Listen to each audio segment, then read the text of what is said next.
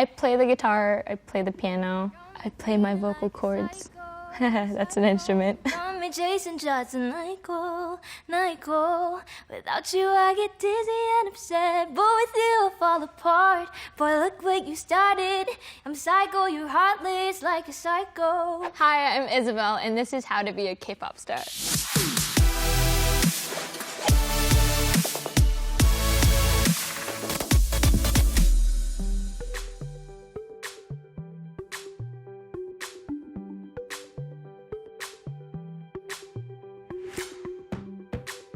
I am 23 years old and I live in Fresno, California. I was born and raised in the Philippines. K-pop has made a big impact in my life. I moved from the Philippines to the US. It was just like a really hard transition going into school and not knowing anybody. But I was sitting in choir one day and I hear people blasting Big Bang from across the room. And so I just went up to them and talked to them and realized how we had so much more in common than I thought. My younger sister has always been a fan of 21, and I just loved how amazingly fierce and powerful they are as a group of women. So I was introduced to 21, and then it spiraled from there. I'm so happy that so many K-pop artists are making their way over to America, and just, yeah, the world needs to hear more of them. I love Eric Nam. I think music has always been a part of my family and my culture. In the Philippines, every household has a karaoke machine. I've always been singing even as a kid. The thing about K-pop that resonates with me the most is the heart that's in every song. As a singer, I am very emotive. Beautiful life, beautiful day. I started a YouTube channel because my mom went overseas and she needed to see my family's home videos. She really missed me singing, so she was like, send me videos of you singing. And so I started posting covers, and one of them kind of went viral. And I guess it started from there, and people started noticing. Now I'm signed under Warner Music Philippines. And now you know. My favorite K-pop artist would be Taeyang. He's the only one I met in real life. I met this guy right here, Taeyang. Big Bang has always been a big part of my life. And 2 years ago, I posted an English cover of one of his songs on YouTube. And like a week later, he posted it on his Instagram, and then his team reached out to me and asked if I wanted to go to his concert. And then I met him there. He was super nice and super encouraging. And then the next day, his team reached out to me again and asked if I wanted to sing at his concert.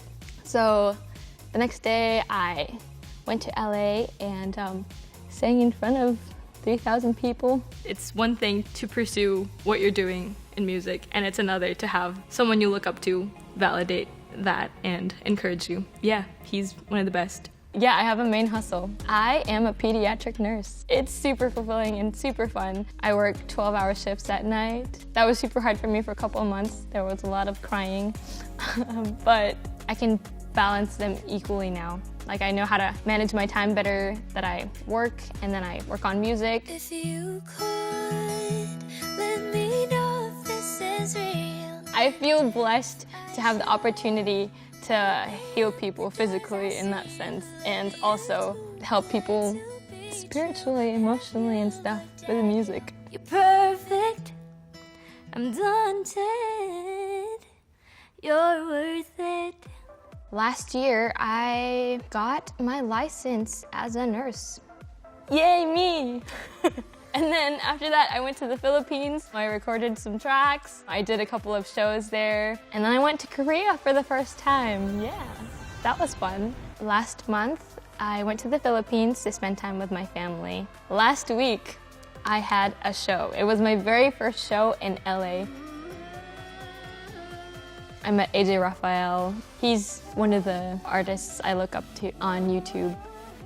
My parents were there, my friends were there, and it was just amazing. It was just an intimate show. Yesterday, I slept. I worked the night before, and so I got home and I slept for 4 hours, and then I woke up, and then I went to work again. Tomorrow, maybe translate some songs that I have been working on. Next week, I will be working on some covers. Oh, my shed is coming tomorrow. I am transforming a little shed into a music studio. So we'll see how that goes. Next month, probably the shed. Hopefully it turns out okay. Next year, I want to be able to release my EP. I've been working on a lot of originals lately, and I really want to branch out from covers and release my own music.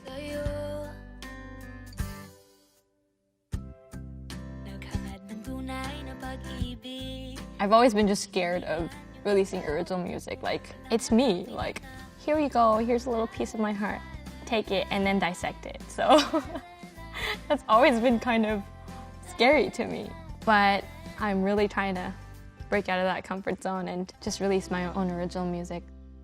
Initially, they were kind of scared for me, but my parents have always been supportive of my music. I remember my mom did sign me up for vocal lessons, and she was the one that signed me up for piano lessons. They drive me to my shows and everything. Thanks, Mom. Thanks, Dad. Love you. I really like how expressive K-pop is in terms of aesthetic, and it's inspired me to be more expressive and more open about trying new things and new styles. I think the biggest misconception about K-pop is if you don't understand what they're saying, how can you love a song? K-pop is so much more than just words. It's the aesthetic, it's the music, it's the heart, it's how the message is delivered. It doesn't matter that you don't understand it. I believe I do have kind of a personal relationship with fans. Most of them have become very good friends. They just started calling themselves royalties. When I asked one time, why do you call yourself royalties? They were just like, because you're our queen. I think K-pop is an amazing gateway to opening up a lot of conversations about being more accepting and being more appreciative of the world out there. This is the very first song I wrote. It's called Daunted.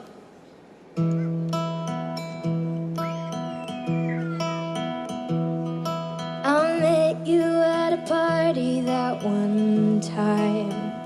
My little heart was doing backflips in this fickle chest of mine. Your eyes were ocean blue. Right then I thought I knew I would fall.